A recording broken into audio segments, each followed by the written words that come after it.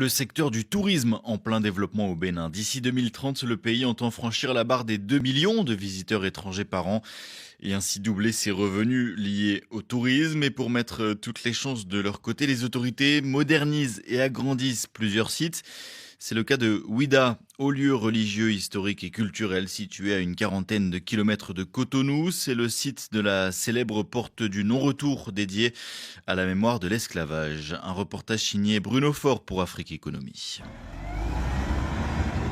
Face à la plage, sur le golfe de Guinée, un chantier spectaculaire. La marina de Ouida, ce sera un hôtel de 130 chambres conçu par un groupe chinois. Des loisirs, des services, un bateau-musée, un parcours sur les lieux de l'embarquement des esclaves africains du 15e au 18e siècle. Je m'appelle Modeste Toihen, guide touristique. Je fais le Bénin, Togo et le Ghana. Je crois que ce qui se passe actuellement au Bénin, c'est énorme. Déjà, les voies bitumées et la place Vaudou ici à Ouida. Je crois que tout le monde en profite déjà, commençant par ceux qui bâtissent les routes et autres, et nous principalement les guides touristiques et les agences de voyage. Des bénéfices pour les professionnels, notamment à l'occasion des Vodun Days, plus de 430 000 visiteurs lors de l'édition 2025, record absolu. Et pour la municipalité de Ouida, le maire Christian Wetchenou. Aujourd'hui, le programme touristique nous permet d'accroître les ressources propres de la ville. Progressivement, nous passons le budget de la commune.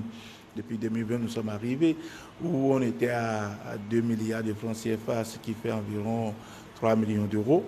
Nous sommes passés à plus de 4 milliards de francs CFA, ce qui fait 6 millions d'euros aujourd'hui. La plupart de ces ressources sont remises dans le programme de développement de la ville. Il y a une partie qui va pour soutenir les infrastructures culturelles. Nous avons également une partie qui est mise dans la sécurité. La sécurité avec la création d'une police touristique.